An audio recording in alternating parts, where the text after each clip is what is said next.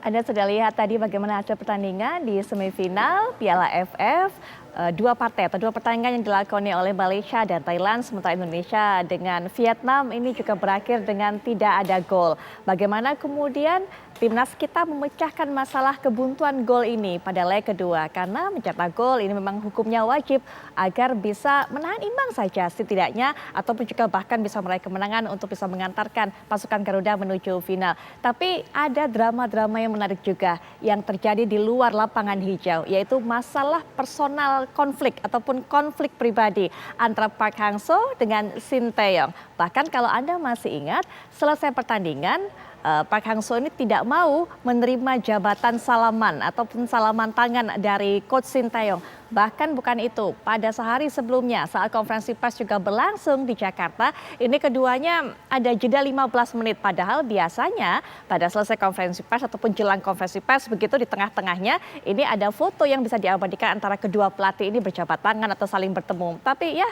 kita akan lihat bagaimana kemudian hal ini bisa menjadi letupan-letupan yang semakin memanaskan persaingan. Saya mungkin juga bisa bacakan satu pernyataan dari Coach Shin Tae-yong yang disampaikan juga pada konferensi pers hari ini, yang juga akhirnya menuai sindiran dari Park Hang-seo, yaitu Shin Tae-yong mengatakan, sebelumnya Vietnam dan Thailand merupakan dua tim terkuat di Asia Tenggara. Tapi ketika saya datang, timnas semakin baik setiap harinya dan level Indonesia dan Vietnam sekarang setara. Nah, betul nggak ya pendapat seperti ini? Bagaimana dengan penilaian para narasumber? Akan memberikan pandangannya, yaitu Bang Opan Lamara. Assalamualaikum warahmatullahi wabarakatuh. Waalaikumsalam warahmatullahi wabarakatuh. Apa Semangat kabar? sehat selalu Bang Opan. Insya Allah sesemangat timnas kita menjelang besok. Sesuai dengan bajunya, Ya. kostumnya kalau saya lihat merah. Di balik jas ini jangan salah, ada Oke. Garuda di dadaku soalnya. Oke, itu jersinya. Iya. Baik, nanti selain Bang Ovan yang juga Iya. akan memberikan pandangannya kepada kita adalah Coach Aji Santoso. Assalamualaikum warahmatullahi wabarakatuh. Selamat malam Coach Aji.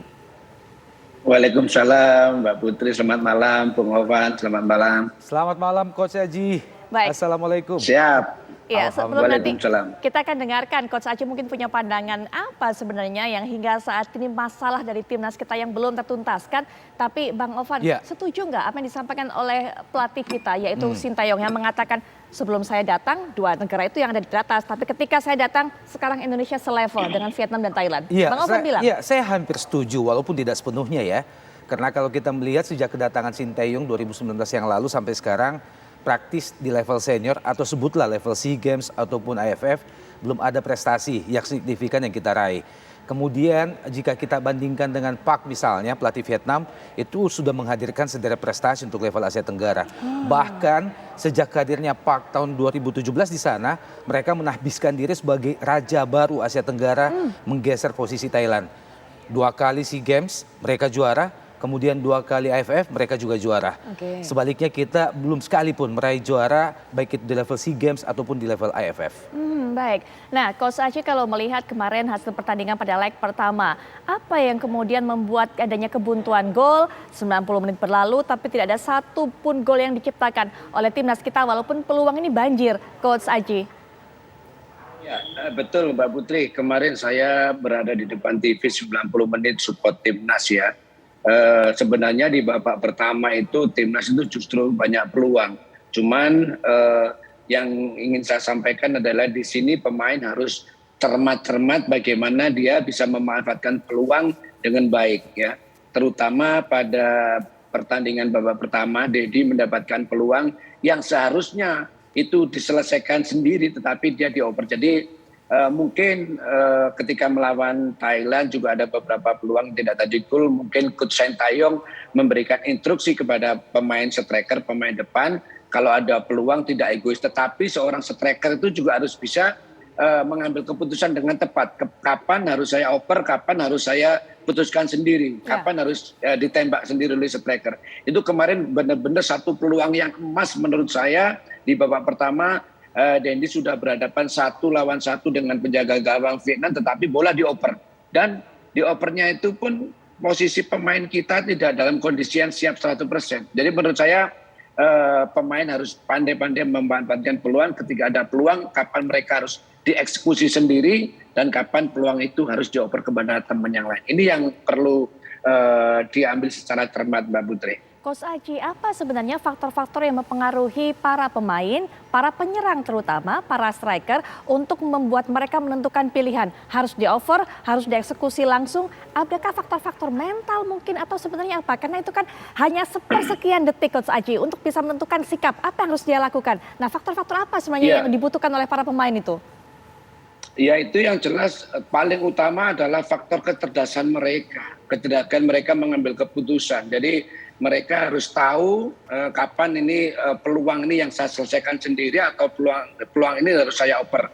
Jadi menurut saya itu. Jadi pemain depan ataupun siapapun pemain kita yang mendapatkan peluang itu harus mereka benar-benar cermat dalam mengambil keputusan. Karena kecepatannya itu sepersekian detik mereka harus mengambil keputusan. Jadi itu menurut saya jadi harus kecermatan seorang pemain. Kapan peluang itu diselesaikan sendiri, kapan peluang itu dioperkan ke lain, itu menurut saya mental juga ada, tetapi lebih dominan kecerdasan pemain itu, Mbak Putri. Baik, Bang Ovan juga punya pandangan mengenai hal ini karena sebenarnya masalah sebenarnya ini sering kita dengar. Bahkan juga di level klub saat liga kita berlangsung, ini sering kita dengarkan kemudian orang-orang berbicara atau memberikan komentar, ini mau disuting atau mau dipasing nggak jelas, nah kayak gitu Bang. Iya, saya sepenuhnya setuju dengan Coach Aji ya, bahwa problem kita jika kita melihat sejauh ini dari 5 pertandingan yang telah kita lakoni, termasuk semifinal leg pertama kemarin, problem yang paling bagi kita itu adalah penyelesaian akhir, lini depan. Senantiasa terburu-buru, seperti yang disampaikan oleh Coach Aji tadi, butuh intelijensi yang lebih untuk bisa memutuskan kapan memutuskan untuk mengeksekusi bola ke gawang, kapan harus bekerja sama, kapan harus melihat peluang temannya dan sebagainya. Nah, kalau kita melihat 3 bagian dari lapangan kita kemarin, baik itu pertahanan, tengah maupun depan, maka yang pertama harus kita acungi jempol adalah lini pertahanan kita. Sudah sangat baik. Komunikasinya sudah sangat terjalin dengan baik, bahkan kita praktis tidak melihat ada peluang emas yang bisa diciptakan oleh Vietnam kemarin. Untuk sekedar menembus masuk ke kotak penalti kita juga mereka senantiasa gagal. Kerjasama di belakang, Jordi Amat, kemudian Fahrudin juga ada di situ. Belum lagi di kiri kanan kita ada wingback, ada Asnawi, ada Pratama yang begitu pandai membaca kapan harus transisi naik, kemudian kapan setelah menyerang harus kembali bertahan, membuat Vietnam hampir putus asa. Kemudian lini tengah kita juga bermain sudah sangat apik ya. Mark Klok di situ, kemudian ada Sayuri juga di belakang sedikit dari striker. Tinggal penyelesaian akhir sekali lagi. Saya mencatat di leg pertama kemarin setidaknya ada 3 peluang emas yang seharusnya berbuah gol. Sayang sekali lagi seperti yang dikatakan Coach Aji tadi, butuh lebih tenang untuk penyelesaian akhir ini. Nah, problem itu yang mungkin menjadi PR paling besar bagi Sinteyong. Bahwa lini pertahanan kita sudah sangat baik, bahkan sekelas Vietnam gagal menembus pertahanan kita, tidak bisa menciptakan gol, tinggal bagaimana penyelesaian akhir. Yang kedua adalah, yang masih saya sorotin sampai hari ini adalah kesalahan elementer yang masih kerap dilakukan atau dilakukan oleh pemain-pemain kita. Seperti apa Bang Ovan? Termasuk kesalahan passing, kemudian salah komunikasi, termasuk yang disampaikan Coach Aji tadi lini depan. Kapan harus mempassing bola, kapan harus melihat peluang temannya yang lebih besar dari dia, itu juga kerap masih ragu untuk dilakukan. Kepercayaan diri juga, terutama oleh pemain depan, pemain muda depan. Nah, ini yang menjadi PR tersendiri bagi Sinteyong. Dan kesalahan elementer ini bukan hanya terjadi kemarin, walaupun di semifinal leg pertama kemarin kesalahan elementer ini lebih bisa diminimalkan, tapi masih kerap terjadi dalam situasi yang tidak seharusnya terjadi. Dan jangan lupa, leg kedua di Hanoi besok adalah merupakan pertarungan hidup mati bagi kita. Betul. Dan tidak boleh lagi ada kesalahan serupa. Jangan ada kesalahan elementer terjadi. Kesalahan tidak perlu terjadi. Dan ini kita bermain di Maidin ya. Kita bermain di stadionnya Vietnam, artinya bahwa kita tidak hanya menghadapi tim Vietnam di lapangan, kita juga menghadapi tekanan psikis dari pendukung fanatik mereka. Belum lagi bagaimana pelatih Park Hang-seo begitu cerdas, begitu pandai memainkan Psy War. Ya, bahkan di stadion kita di GBK itu Park bisa mendominasi Psy War ini. Kita bisa membayangkan apa yang akan terjadi besok malam. Nah, problem lainnya adalah Korea itu culture-nya kan mirip-mirip kita. Bagaimana senioritas selalu lebih dihargai. Betul, sangat berpengaruh. Iya, sangat berpengaruh. Dan itu yang membuat kemarin tampaknya Sinteyong tidak ingin menghilangkan culture itu. Lebih berinisiatif untuk berbaik hati kepada Park. Walaupun Park sejak kemunculannya di Jakarta memainkan Seiwar itu, nah saya berharap Sinteyong sudah bisa membaca ini. Atau sekaligus tidak peduli. Fokus untuk menghadapi laga besok. Walaupun kita tahu dalam pertandingan sekrusial ini, peran Seiwar itu kerap kali juga ikut mempengaruhi hasil pertandingan. Nah, ini menarik. Nanti Coach Aji sebagai seorang pelatih yang juga tentunya punya jam terbang begitu banyak ini menukangi tim-tim.